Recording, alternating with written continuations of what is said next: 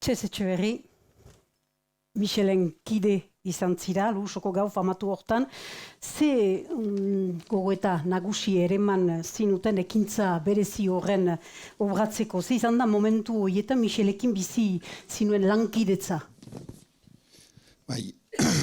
Ce vendredi 16 décembre 2015, nous avons, avec Michel Bergougnan, transporté 10 caisses appartenant à l'arsenal d'État dans un endroit d'y parler, qu'on avait pris dans un endroit d'y parler, on les a transportés jusqu'à Louossois. Nous sommes en train de sortir les armes de ces caisses pour préparer leur neutralisation grâce à 2 machines-outils qu'on a installées la veille dans ce local, où nous sommes installés pour 2 jours. Michel Berroco, lui, au même moment, était ici. Il assistait à l'assemblée plénière de Laboranjaramala, et sûrement il devait avoir un peu la tête ailleurs cet après-midi-là. Une fois n'est pas coutume. Il doit nous rejoindre dès qu'il a fini sa réunion. En milieu d'après-midi, d'autres artisans de la paix qui en fait sont postés tout autour de Louossois pour surveiller, en fait voient qu'il y a des policiers en civil qui se positionnent partout et nous avertissent. Et donc, nous communiquons avec Berroco qui lui est sorti de sa réunion et qui est en train de venir nous rejoindre à Louossois grâce à des téléphones vierges qu'on avait achetés quelques semaines plus tôt à Paris et qu'on avait activés le jour même. Je lui explique la situation.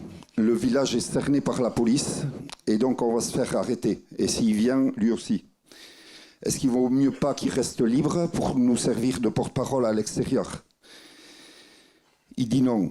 Il dit que sa place est parmi nous et qu'il est encore temps de dire à Michel Toubiana que lui reste dehors pour servir de porte-parole, pour jouer ce rôle-là.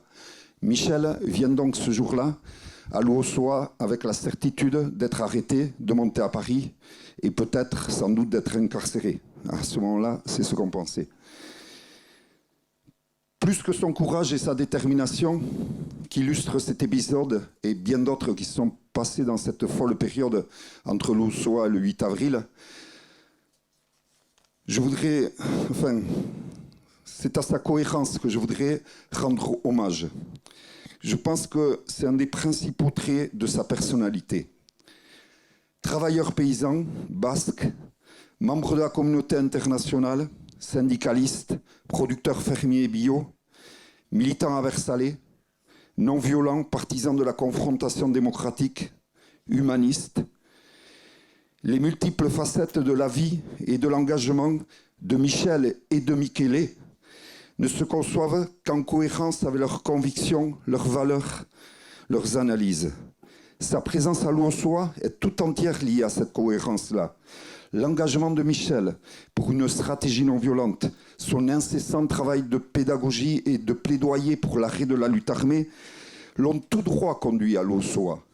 La fin de la lutte armée d'État en 2011, sans que cela ne change rien à l'attitude des 2 États par rapport au Pays basque, obligé au sens moral du terme, Michel à intervenir.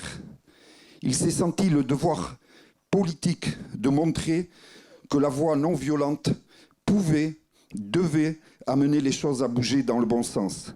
C'était pour lui une question de responsabilité, de cohérence.